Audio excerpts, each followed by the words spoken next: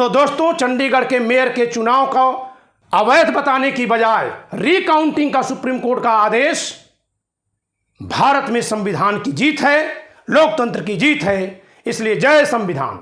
Hello दोस्तों, आप सभी का the logical Indian YouTube channel पर बहुत बहुत स्वागत है। एक बार दोस्तों, आज वीडियो आरंभ होने पर ही मैं कहूँगा जय संविधान, जय संविधान। आज संविधान की जीत हुई है। माननीय सर्वोच्च न्यायालय ने भारत के संविधान की रक्षा की है, अपने दायित्व को निभाया है। आज के दिन मैं भारत के मुख्य न्यायाधीश के रूप में इस समय दायित्व संभाल रहे, जबकि भारत के संविधान को, भारत के लोकतंत्र को बहुत बड़ा खतरा है, भयक्रांत माहौल है, बड़े पैमाने पर जनता भयग्रस्त है, किसानों को कीलें लगाकर रोका जा रहा है, सरकार से सवाल करने वालों को या तो जेल में डाला जा रहा है या उनकी इज्जत नीलाम की जा रही है मीडिया के जरिए। ऐसे वक्त में एक देश का नायक डी.वाई. चंद्रचूड़ अपने उन जिम्मेदारियों को निभाने में सफल होते हैं जिन जिम्मेदारियों के लिए संविधान ने इनको यह पद दिया है।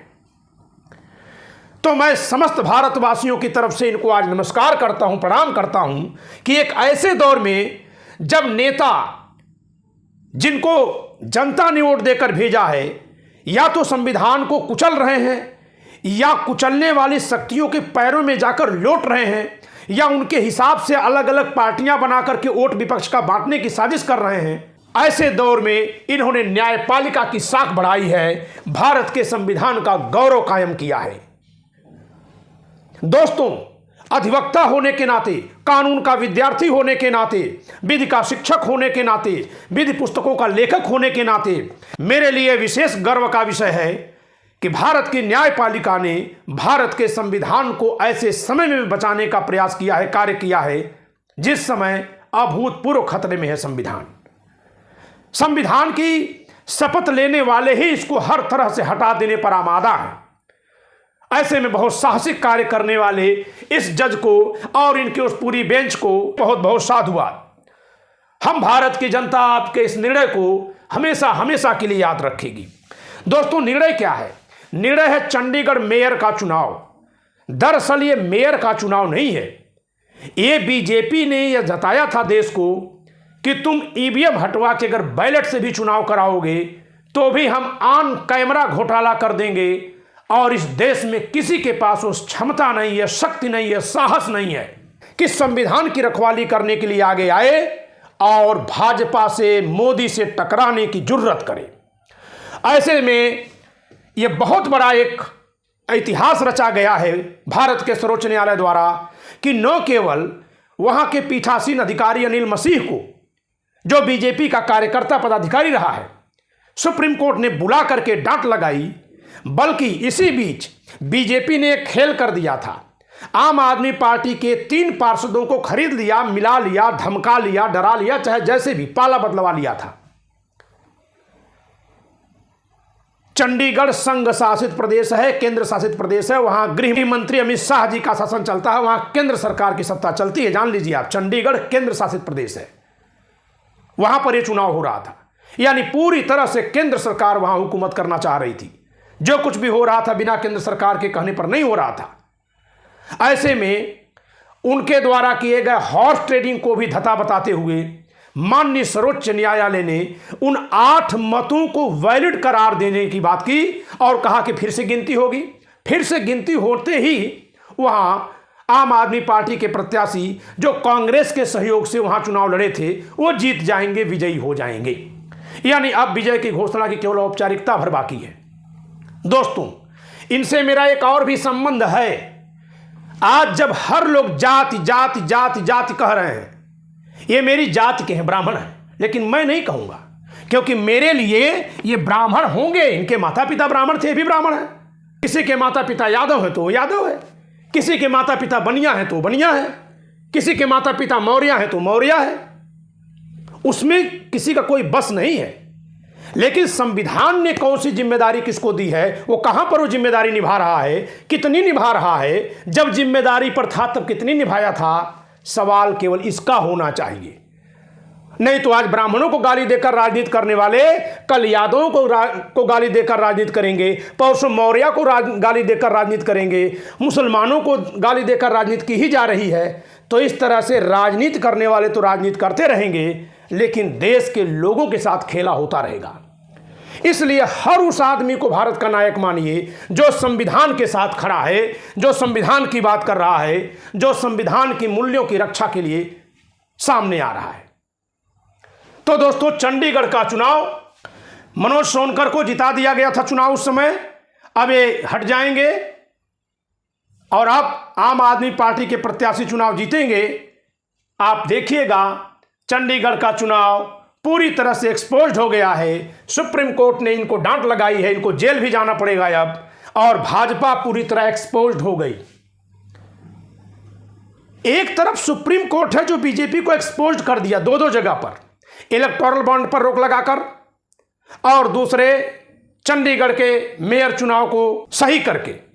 दूसरी तरफ पूरे भारत के जितनी भी पार्टियों में जितने भ्रष्ट नेता हैं या लालची और डरपोक नेता हैं, वो सब केंद्र सरकार के डर के नाते एकदम बीजेपी की तरफ भागे जा रहे हैं। ये ध्यान देना दोस्तों कि जनता इस समय संविधान के साथ कौन, ये ध्यान देना दोस्तों कि भारत की जनता 2024 में बस केवल एक ही मुद्दे पर वोट देने जा रही है, संविधान के साथ कौन है, संविधान से साजिश कौन कर रहा है। ऐसे बहुत से बहुरूपिये मिलेंगे जो शायद इस समय जाति और धर्म की बात करके आपको गुमराह करेंगे, जिससे लगेगा कि ये कुछ अलग ही नारा लगा रहे हैं, शायद ये कुछ अच्छा करने वाले हैं। वो अच्छा नहीं करने वाले हैं। बहुत से नेता इस समय विपक्ष की वोट में बंटवारा करने के जुगाड़ में लगे हुए हैं। उनको लगाया गया है, उनको पूरी तरह से प्लान करके रखा गया है कि तुम जाओ कोई नई राजनीति सिखाओ, नई बात करो, और विपक्ष में जो एकता बनी है उसमें सेंधमारी करो, वहां से कुछ वोट बैंक अलग कर दो। 1500 2000 से सांसद विधायक जीतते हारते हैं, 10-15 सीटों का खेला कर दो, बाद में तुम्हें कहीं एडजस्ट कर लेंगे। तो इस बार 2024 के चुनाव में आर या पार, या तो होगी संविधान की जय जयकार और या फिर मचेगी चीख पुकार। दोस्तों, 25 फरवरी को दिल्ली में जंतर मंतर पर ईवीएम हटाओ अभियान की महारैली होने जा रही है। मुझे भी एडवोकेट भानु प्रताप सिंह जी, महमूद प्राचा जी की टीम से बुलावा आया है। विशेष निमंत्रण देने के लिए मैं उन सबका आभारी हूं, और अपने वकील साथियों के साथ मैं 25 फरवरी को दिल्ली के जंतर मंतर पर रहूंगा। 26 फरवरी को दिल्ली में ड्राइवरों के खिलाफ जो काला कानून बना है उसके खिलाफ जो धरना होगा उसमें भी मैं रहूंगा।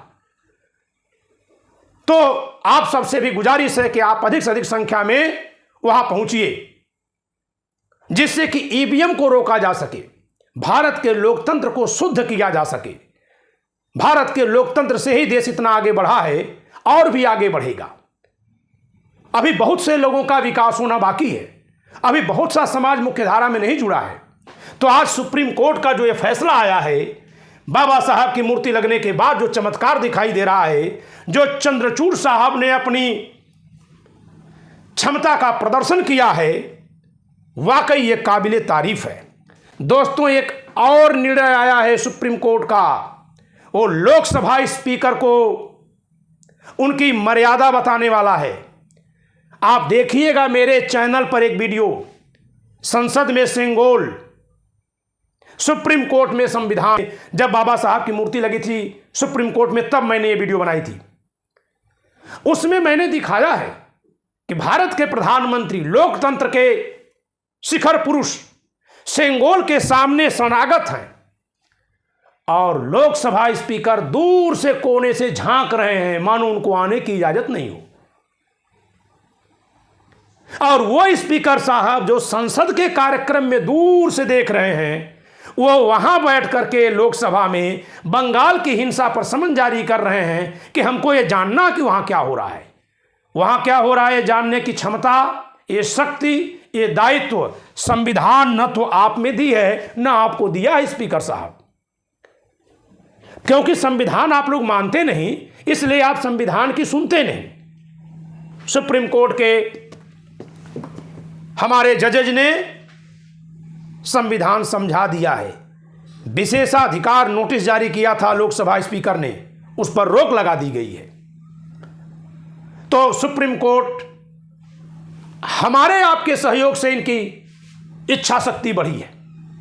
तो दोस्तों, चंडीगढ़ के मेयर के चुनाव को अवैध बताने की बजाय रिकाउंटिंग का सुप्रीम कोर्ट का आदेश भारत में संविधान की जीत है, लोकतंत्र की जीत है। इसलिए जय संविधान।